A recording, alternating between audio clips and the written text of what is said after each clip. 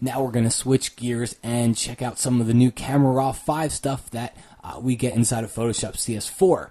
I'm going to tell you this. If you've used Camera Raw before, these changes are significant. This is probably, for photographers, one of the biggest changes inside of Photoshop CS4 is the new Camera Raw. All right, I'm inside Bridge, which if I just double click on a RAW file, it's going to open it up inside of Camera Raw. If you're in Photoshop, you can just go to File, Open, and you can open a RAW file, and it's going to launch this Camera Raw 5.0 window. Now, the first thing I'm going to do here is actually nothing related to a new CS4 feature. I'm going to take the spot removal tool, and I'm just going to click on some of these footsteps. And even though they're not spots, they happen to be in an area where there's just a lot of the same texture around them. So I'm going to get away with being able to fix them with the spot removal tool. All right, let's come into that guy. We don't have to make that one so big, so we'll drop the radius down a little bit. All right, and let's click off on the magnifying glass, and you got to admit it did a pretty darn good job of fixing those footprints in the sand over there. But that was just kind of because they were annoying me, and oh, there's one more that's annoying me. This little guy right here, so I'm going to click on him and get rid of him, and you can always click on these circles and you can just kind of decrease their size.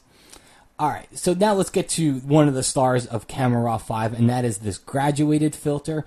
This photo is really a perfect example because, frankly, I think the foreground's a little bit underexposed. I want to see it just a little bit brighter. So I would come over here to my exposure slider and start to raise this up.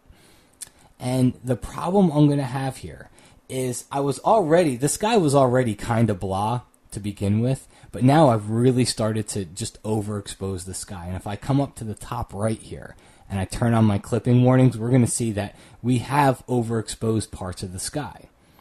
Well, I could come down here to recovery and I can recover some of the details so it's not all white, but it's still not all that much better. I mean, the sky's just blah. It's just white. There's nothing special about it. But I remember a lot more color when I was there.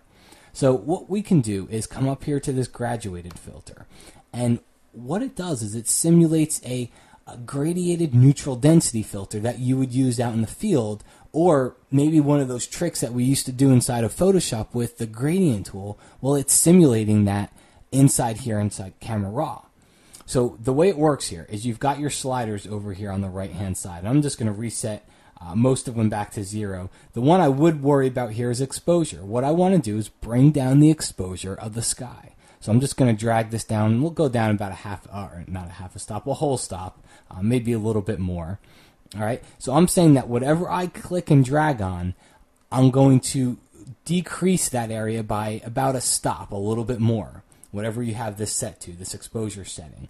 And when I click and drag, it's basically like creating a gradient. It starts strong at the top, and then it gradiates down to nothing, and it gives you a very smooth transition. And you can always come back in here, and you can bring any of these points down or upward, which is basically you're kind of compressing the gradient this way, and you're going to have a harsher edge right in the middle. You can almost see it inside the water here. Or you can bring this up, and what you're doing is just giving yourself a smoother gradient. Okay? Now, it's probably still a little bit too late, so I might take my exposure down, and you can edit these things after the fact. So I'm going to take my exposure down. We'll go to about -2 stops here. And I can change anything because this is a RAW file. This is all non-destructive. That's what's so cool about this stuff. Now, you've got some other settings in here: brightness, contrast, saturation, clarity, sharpness. So they've gone further than what people wanted. People really wanted a way to just bring back a blown out sky, but you can do other things like increase the saturation of the sky just by cranking up that saturation slider. I've also got a color option down here, which you'll see that there's all these little color swatches and a color picker here, so I can experiment and maybe add blue, a little bit more blue to it, or maybe just go the opposite way and go with maybe more of a warmer color.